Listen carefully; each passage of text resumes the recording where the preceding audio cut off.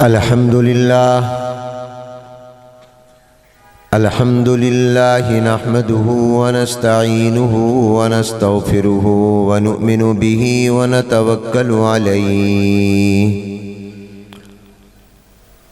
ونعوذ بالله من شرور أنفسنا ومن سيئات أعمالنا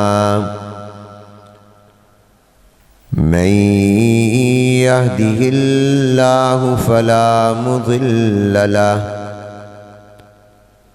ومن يضلله فلا هادي له ونشهد أن لا إله إلا الله وحده لا شريك له ونشهد أن سيدنا ونبينا وشفيعنا وحبيبنا وسندنا وقائدنا وإمامنا محمدا عبده ورسوله أرسله الله إلى كافة للناس بشيرا ونذيرا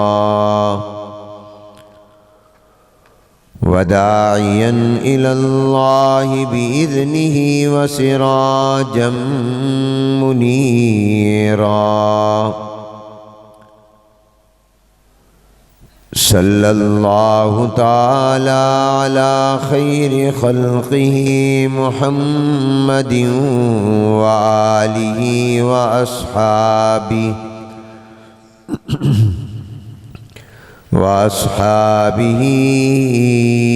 أجمعين أما بعد فأعوذ بالله من الشيطان الرجيم بسم الله الرحمن الرحيم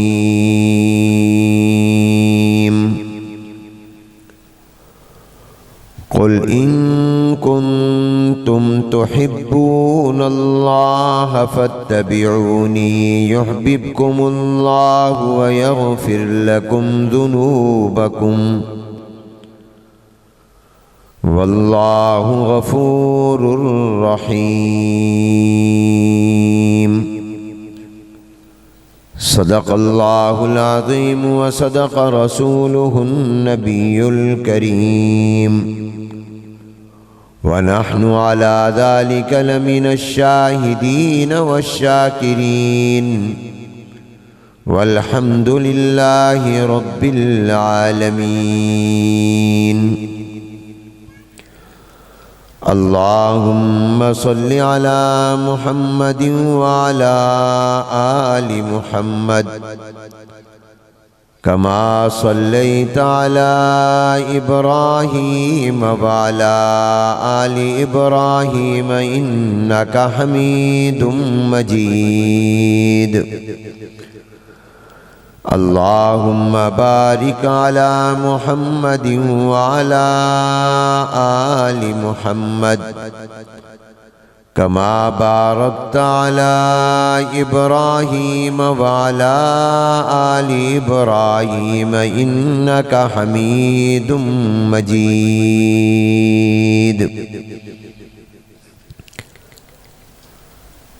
قابل صد احترام حضرات علماء کرام، فضلاء کرام، بزرگان مکرم، برادران اسلام، السلام علیکم ورحمۃ اللہ وبرکاتہ۔ آج بتاریخ 3 رجب المرجب سن 1447 ہجری مطابق 24 دسمبر 2025 بروز بدھ جامعہ دارالعلوم رحیمیہ ملتان پنجاب پاکستان کے اس سالانہ اجتماع میں شرکت باعث سعادت ہے۔ دعا ہے اللہ تبارک و تعالی اسے ہماری بخشش، مغفرت اور نجات کا سبب بھی بنا دیں۔ شکر گزار ہوں برادر محترم حضرت مولانا قاری محمد احمد ادریس صاحب زادہم اللہ علما وعملا وشرفا، اور ان کے تمام بھائیوں، جامعہ کے اساتذہ اور منتظمین کا، جنہوں نے اس مبارک اجتماع میں شرکت کی دعوت دے کر اس سعادت میں شریک کیا۔ خوشی اور مسرت ہوتی ہے وقتاً فوقتاً ادارے کے تعلیمی، تبلیغی، اصلاحی، تربیتی کوائف جب معلوم ہوتے ہیں۔ ہمارے انتہائی محترم حضرت مولانا قاری محمد ادریس صاحب ہوشیار پوری رحمۃ اللہ علیہ کا یہ گلشن آباد ہے، اور الحمدللہ اس کی بہاریں قائم ہیں۔ اللہ تعالیٰ قیامت تک اس کی بہاریں قائم رکھیں، اس گلشن کو آباد رکھیں، اور اللہ نے حضرت قاری صاحب رحمۃ اللہ علیہ کے اخلاص و محنت کی برکت سے ان کے صاحبزادگان کو بھی الحمدللہ اس ادارے کو نہ صرف باقی رکھنے بلکہ ترقی دینے اور آگے بڑھانے کی بھی توفیق سے نوازا ہے۔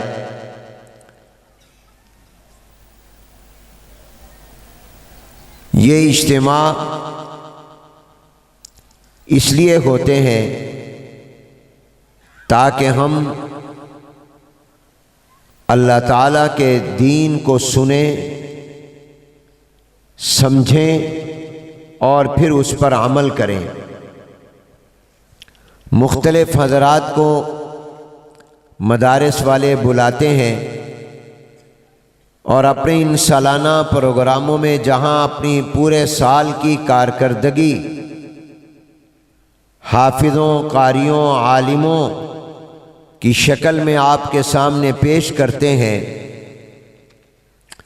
وہاں ایک بڑا مقصد یہ بھی ہوتا ہے کہ آپ حضرات تک بھی دین کا ضروری پیغام پہنچ جائے، دین کی ضروری باتیں آپ حضرات تک بھی پہنچائی جائیں، کیونکہ مدارس تعلیم کا، پڑھنے پڑھانے کا کام بھی کرتے ہیں، تبلیغ کا کام بھی کرتے ہیں۔ یہ تعلیم کے مراکز بھی ہیں اور تبلیغ دین کے بھی ہیں۔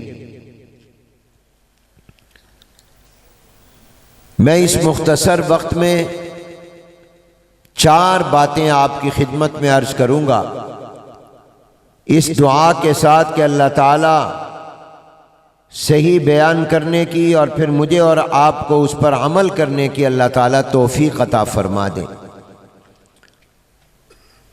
اور یہ بات جو میں 4 آپ کی خدمت میں عرض کروں گا، یہ تقریباً پورے دین کا نچوڑ ہے، عطر ہے، لب لباب ہے اور خلاصہ ہے۔ دوسرے لفظوں میں یہ کہا جا سکتا ہے کہ یہ مکھن ہے، اور یہ اپنی نہیں ہے، اور ہمارے پاس اپنا کچھ ہے بھی نہیں۔ جو کچھ ہے وہ ہمارے اکابر کا اور بزرگوں کا ہے۔ سنی سنائی اور پڑھی ہوئی باتیں ہیں۔ عام طور پر سنی سنائی کا لفظ وہاں بولا جاتا ہے ہمارے عرف میں جہاں کوئی بات زیادہ تحقیق والی، یقینی نہ ہو، قابل اعتماد نہ ہو کہ یہ تو سنی سنائی بات ہے، یہ کیا معتبر ہے۔ لیکن جو میں عرض کر رہا ہوں کہ میں اکابر سے سنی سنائی بات نقل کر رہا ہوں، تو یہ اس معنی میں نہیں جو ہمارے عرف عام میں ہوتا ہے، بلکہ اس معنی میں ہے کہ یہ بڑی پکی، سچی اور بالکل صحیح اور معتبر بات ہے۔ ہمارے بزرگوں میں اور علماء میں ایک عظیم عالمی شخصیت گزری ہے، مفکر اسلام حضرت مولانا سید ابو الحسن علی ندوی رحمۃ اللہ علیہ۔ انہوں نے ایک بڑی جامع اور بڑی پیاری بات فرمائی۔ فرمایا کہ اسلام دین اور ہمارے اہل سنت والجماعت علماء دیوبند کی تعلیمات کا خلاصہ 4 باتیں ہیں۔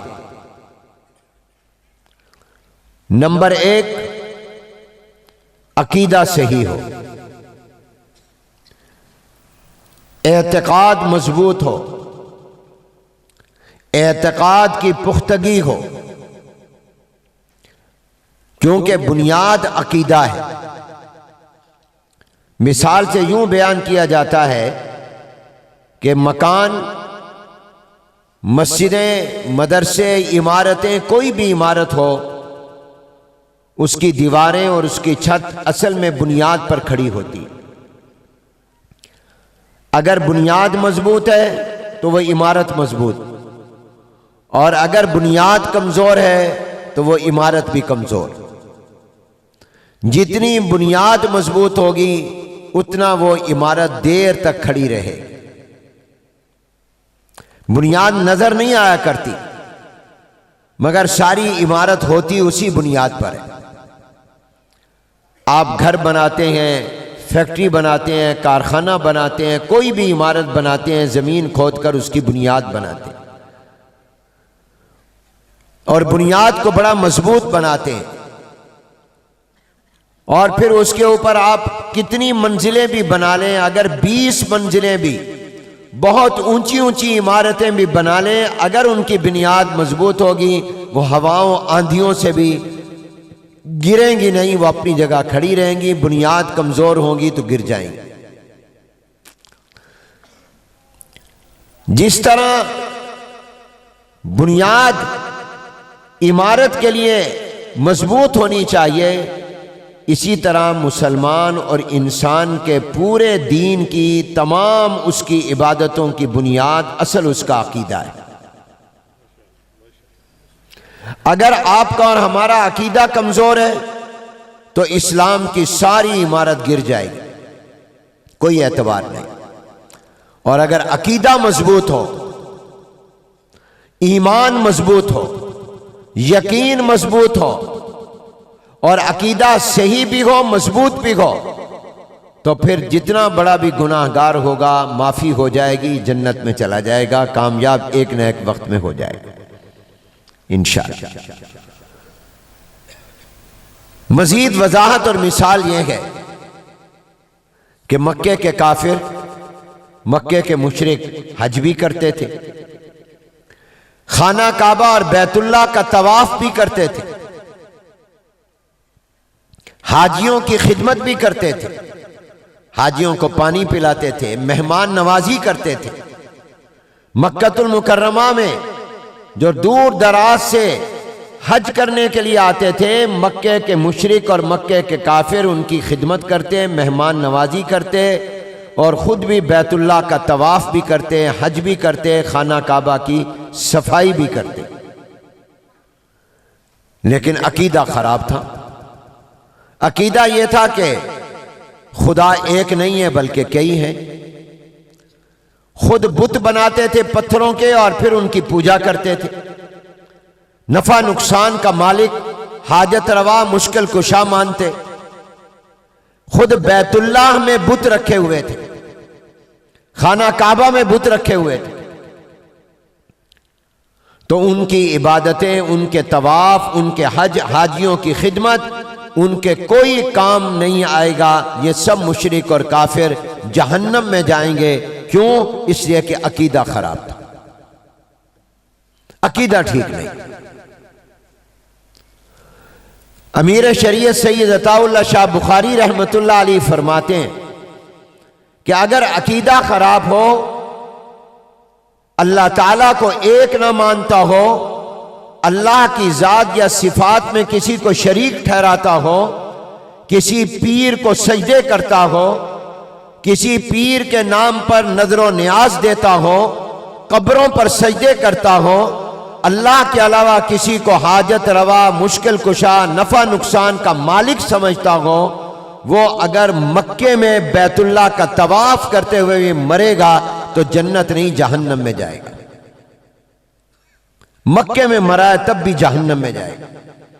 مکے میں نہیں، بیت اللہ میں مرا ہے، خانہ کعبہ کے اندر موت آئے، طواف کرتے ہوئے آئے، سجدے میں آئے، تہجد پڑھتے ہوئے آئے، کیونکہ عقیدہ ٹھیک نہیں، عقیدے میں شرک ہے، تو وہ جنت میں نہیں جہنم میں جائے گا۔ عقیدہ خراب ہو، مدینے میں موت آئے، ریاض الجنہ میں مر جائے، مگر عقیدے میں شرک اور خرابی ہو، وہ بھی جنت میں نہیں جائے گا، وہ جہنم میں جائے گا۔ سب سے بنیادی چیز عقیدہ ہے کہ عقیدہ ٹھیک ہو کہ اللہ وحدہ لا شریک لہو ہے، اللہ کا کوئی شریک نہیں، سجدہ صرف اللہ کو، نفع نقصان کا مالک، حاجت روا، مشکل کشا، اولاد دینے والا، زندگی اور موت دینے والا، بیٹے بیٹیاں دینے والا، صحت اور تندرستی دینے والا، وہ میرا رب ہے، اللہ کے علاوہ کوئی نہیں ہے۔ میرا اللہ نہ چاہے دنیا کے سارے ڈاکٹر حکیم اکٹھے ہو جائیں، وہ بیمار کو تندرست نہیں، اور میرا اللہ چاہے تو کوئی ڈاکٹر نہ ہو، دوائی نہ ہو، اللہ بیمار کو تندرست کر دے۔ پہلی چیز عقیدہ ہے۔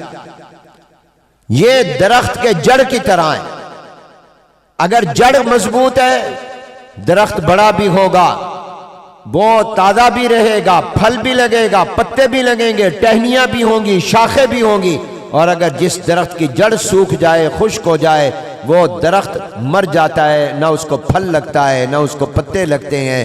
اسی طرح عقیدہ بمنزلے جڑ کے۔ تو حضرت مولانا سید ابو الحسن ندوی رحمۃ اللہ علیہ فرماتے ہیں کہ سب سے پہلی چیز عقیدہ ہے۔ تمہارا عقیدہ صحیح ہو، عقیدہ مضبوط ہو، اتنا مضبوط عقیدہ ہو کہ لوگ کچھ کہیں، آپ کے عقیدے میں ذرہ برابر بھی کوئی لچک نہ پیدا ہو۔ جناب نبی کریم صلی اللہ علیہ وسلم اللہ تعالیٰ کے آخری نبی اور آخری پیغمبر ہیں، کوئی لالچ دے، دھوکہ دے، کچھ کہے، حضور علیہ السلام کے بعد کوئی نبی نہیں، حضور آخری نبی اور پیغمبر ہیں، آخری رسول ہیں۔ قرآن اللہ تعالیٰ کا کلام ہے، اللہ کی کتاب ہے۔ میں نے مرنے کے بعد دوبارہ زندہ ہونا ہے، میں نے آخرت کے عدالت میں اللہ کے سامنے پیش ہونا ہے، جنت بھی ہے، جہنم بھی ہے، حساب کتاب ہونا ہے۔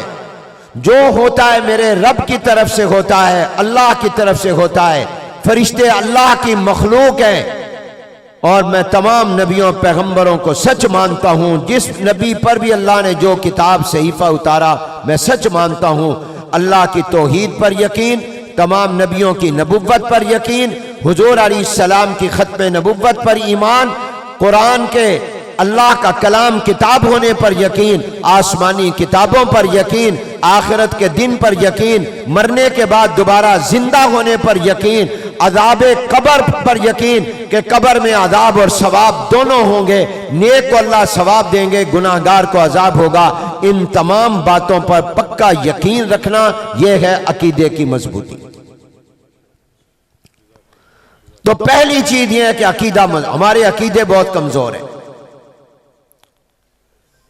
ہر مسلمان کو چاہیے کہ وہ اپنے عقائد کو مضبوط کرے کہ میرا عقیدہ کیا ہونا چاہیے، اس لیے کہ اگر عقیدہ صحیح ہوگا، گناہگار بھی ہوگا، تب بھی یہ عقیدہ اور ایمان اور یقین ایک نہ ایک وقت میں اس کو جہنم سے نکال کر جنت میں لے جائے گا۔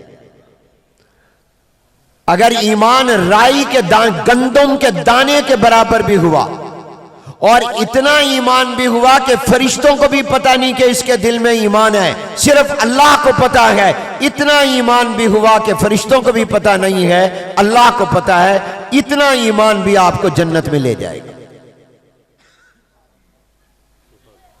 اتنا ایمان بھی جنت میں لے جائے۔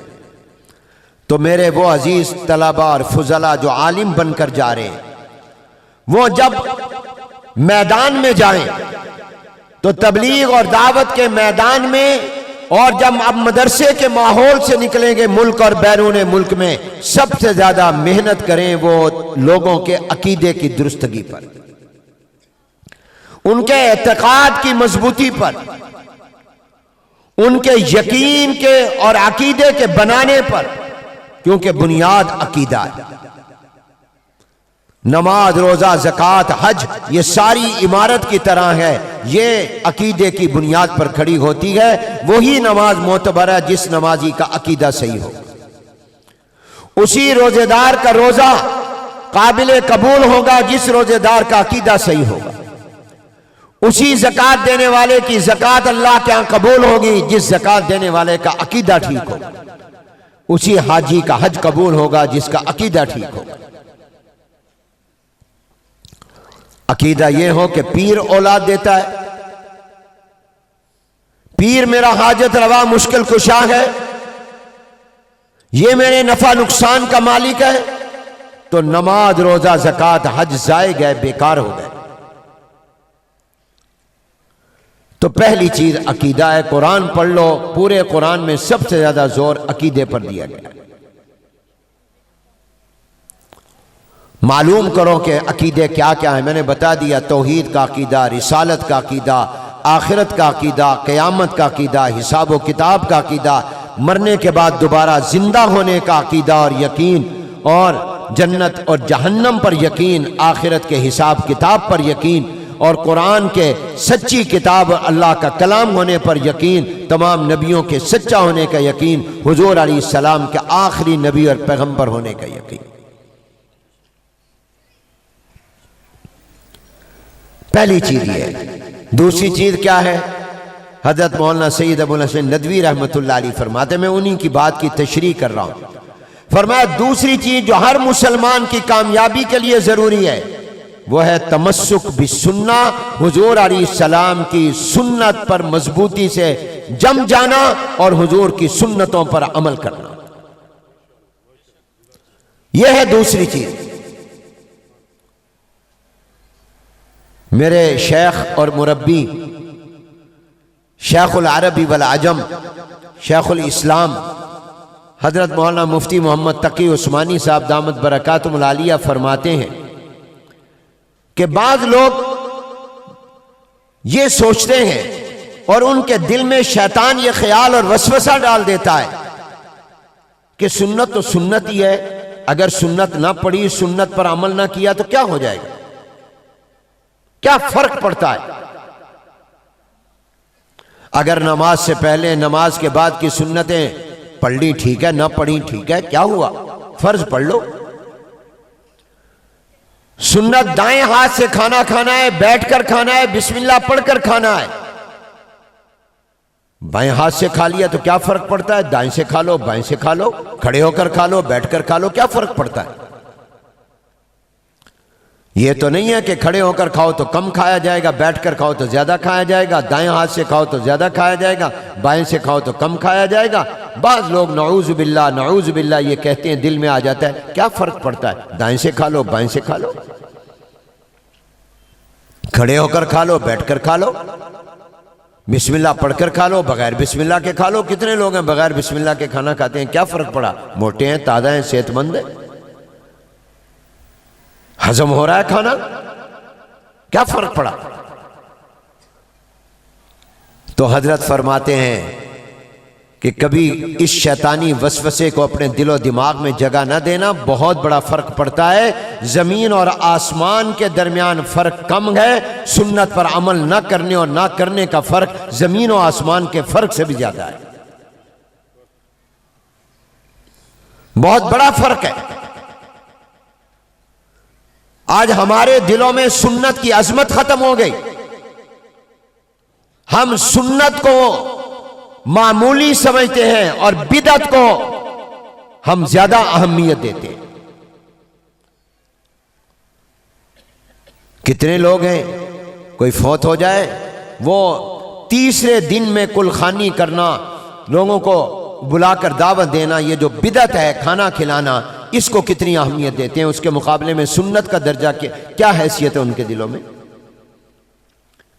40واں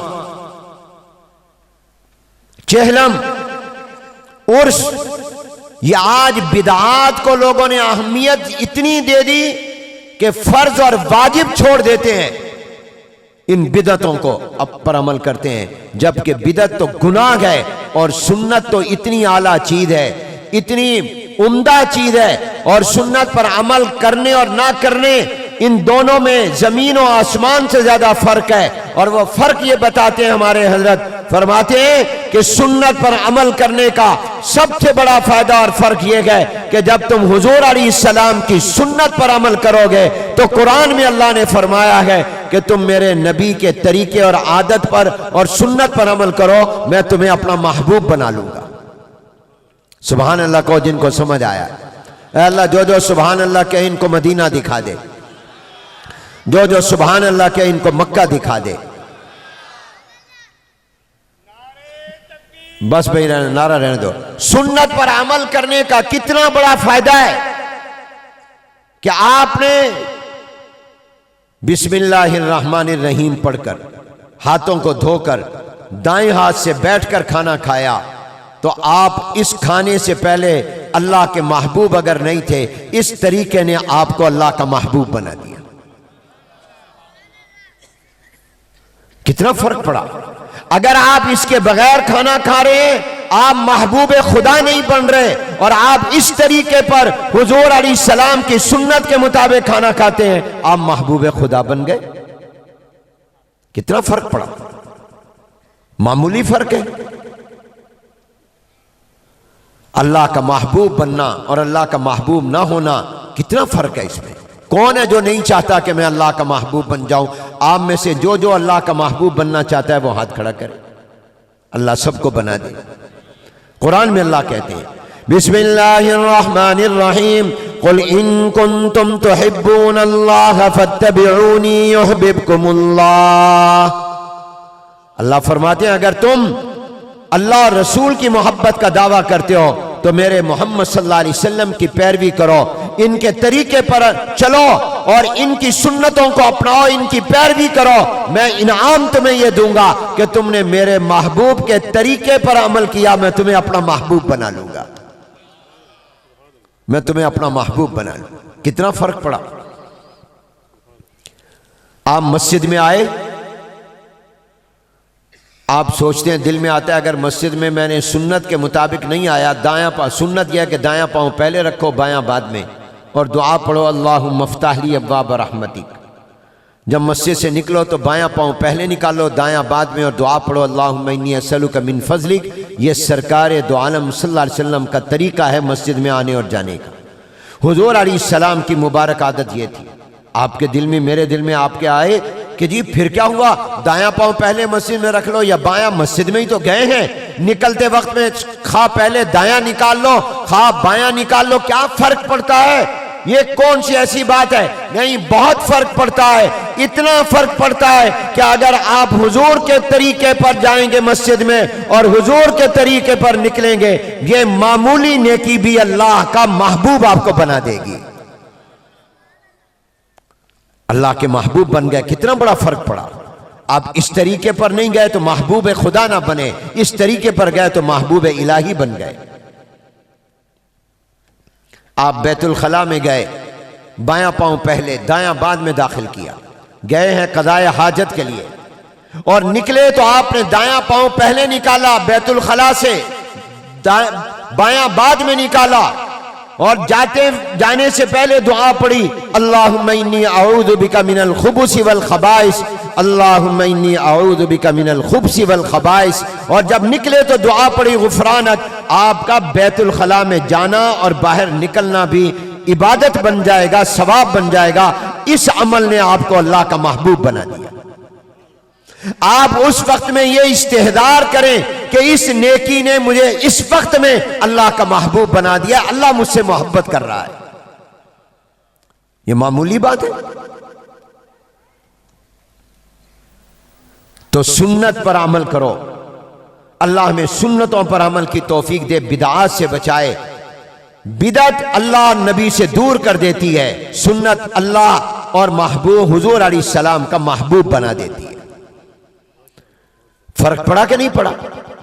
آپ سوتے تو ہیں ہی، اپنے آرام کے لیے سوتے ہیں، تازہ دم ہونے کے لیے سوتے ہیں، صبح کو اٹھ کر کام کرنے کے لیے سوتے ہیں، لیکن اگر آپ سوتے وقت میں وضو کر کے سوئیں، دائیں پہلو پر سوئیں، قبلے کی طرف منہ کر کے سوئیں اور دعا پڑھ کے سوئیں، اللہم بِاسْمِکَ اموت واحیا، تیرے نام پر اللہ جیتا اور مرتا ہوں، اور جب سو کر اٹھیں تو دعا پڑھیں، الحمدللہ الذی احیانا بعد ما اماتنا والیہ النشور، اللہ تیرا شکر ہے تو نے مجھے دوبارہ زندگی دے دی، میں تو نیند موت کی بہن ہے، دوبارہ تو نے مجھے اٹھا دیا اور جگا دیا، اللہ تیرا شکر ادا کرتا ہوں۔ آپ کا یہ نیند کرنا، یہ اس طرح سونا حضور کے طریقے پر اور اٹھنا آپ کو اللہ کا محبوب بنا گیا۔ معمولی چیز ہے۔ نماز سے پہلے اور بعد کی سنتیں پڑھو، کیونکہ حضور علیہ السلام نے پڑھی ہیں، تو تصور یہ کرو میں یہ سنتیں پڑھوں گا، میں اللہ کا محبوب بن جاؤں گا، میرا اللہ مجھ سے محبت کرے گا۔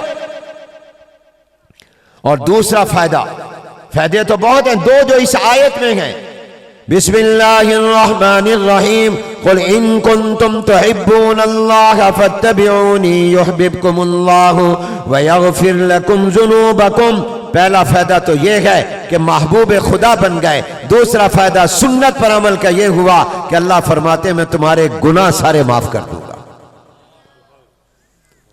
گناہ معاف ہو گئے، اللہ کا محبوب بن گیا۔ سنت پر عمل کرنے سے کتنا بڑا فرق پڑا، یہ معمولی نہیں، غیر معمولی فرق ہے۔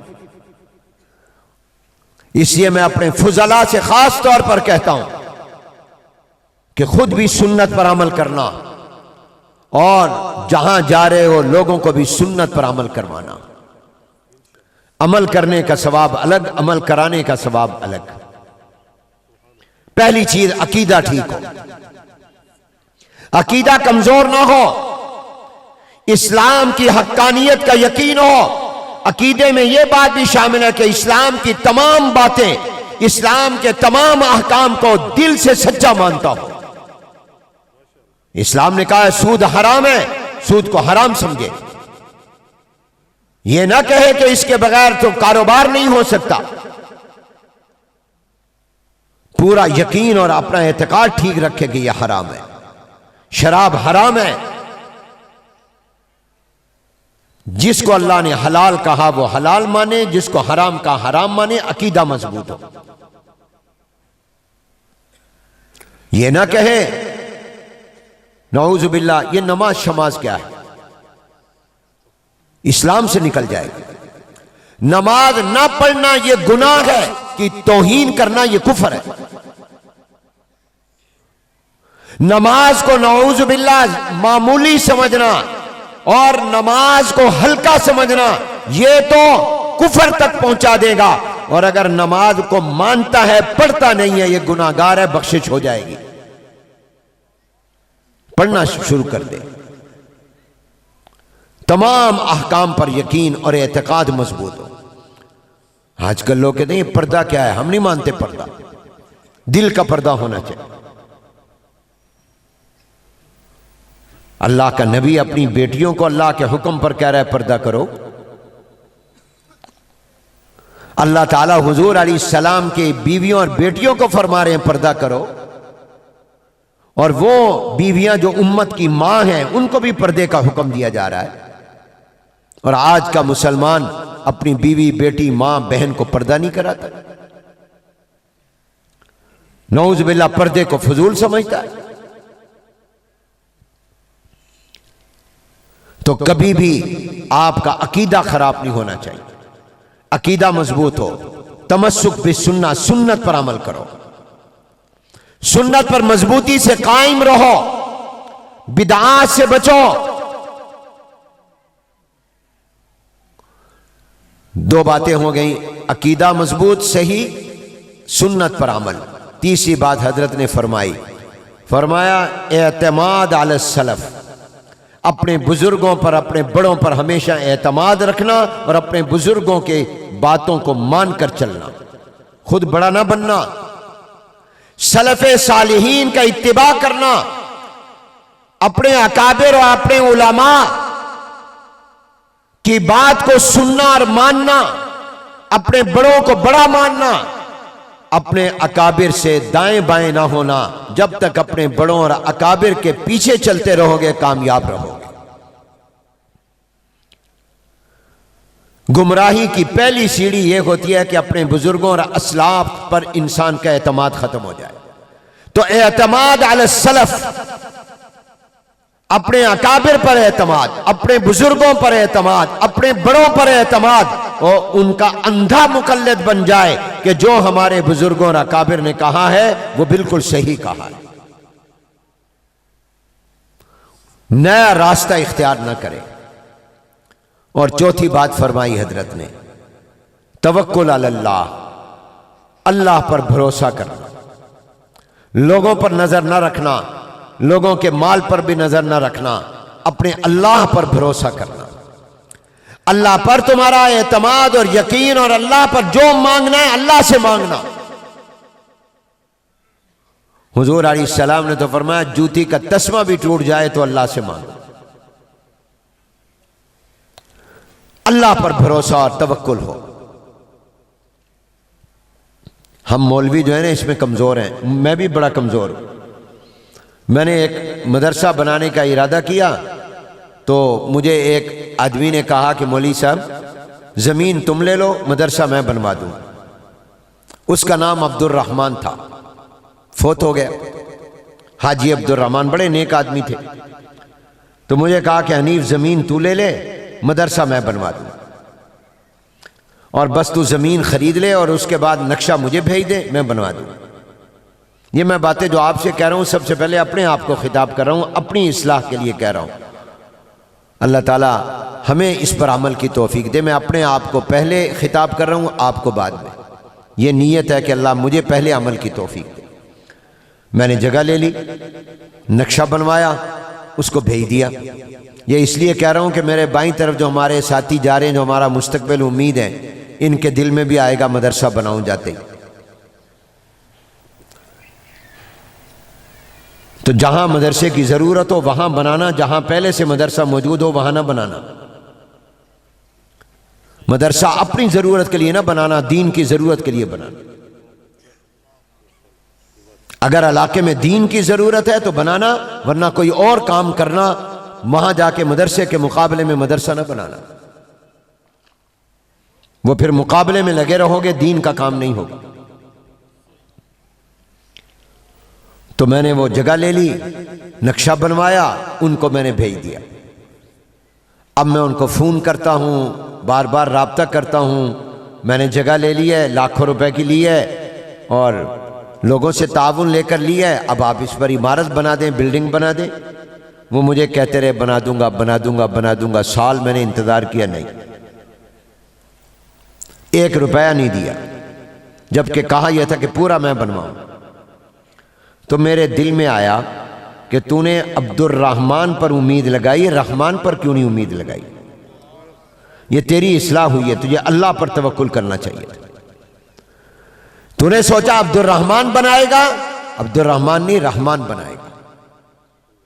اللہ سے مانگ، پھر رویا، مانگا، اور ظاہرہ اسباب کے درجے میں لوگوں سے بھی کہا۔ الحمدللہ آج سے 20 سال پہلے اس مدرسے پر 8 کروڑ روپے لگے، جو آج کے زمانے میں تقریباً 30-40 کروڑ بنتے ہوں گے، اللہ نے بنوا دیے۔ توکل کا یہ معنی نہیں ہے کہ اسباب اختیار نہ کرو، بلکہ توکل کا اعلیٰ درجہ ترک اسباب چھوڑ دینا نہیں ہے، بلکہ توکل کا اعلیٰ درجہ یہ ہے کہ سبب اختیار کرو، محنت کرو، کوشش کرو، مگر نظر سبب پر نہ ہو بلکہ اللہ پر نظر ہو۔ یہ ہے توکل کا۔ بیمار ہوئے ہو ڈاکٹر کے پاس جاؤ، دوائی لو، مگر یہ ذہن نہ ہو، یہ عقیدہ نہ ہو کہ یہ دوائی مجھے ٹھیک کرے گی، بلکہ عقیدہ یہ ہو کہ اللہ شفا دے گا۔ یہ دوائی تو ذریعہ ہے، ڈاکٹر اور حکیم تو ذریعہ اور سبب ہے، شفا اللہ دے گا۔ دکان، فیکٹری، میری زمین، میرا کارخانہ یہ مجھے رزق نہیں دے گا، یہ تو اللہ کا حکم ہے۔ میں نے اپنے رزق تلاش کرنے کے لیے دکان، فیکٹری، کارخانہ بنایا ہے، محنت کر رہا ہوں، مگر اس کو اندر رزق آ جائے یہ میرا اللہ دے گا، یہ تو ذریعہ ہے، اصل نظر دکان پر نہ ہو، اللہ پر ہو۔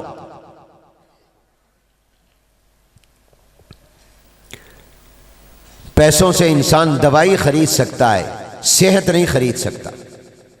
صحت کون دیتا ہے؟ بولو بولو۔ پیسے سے آپ دکان، فیکٹری بنا سکتے ہیں، مگر اس کو نفع بخش نہیں بنا سکتے، نفع بخش اللہ بنائے گا۔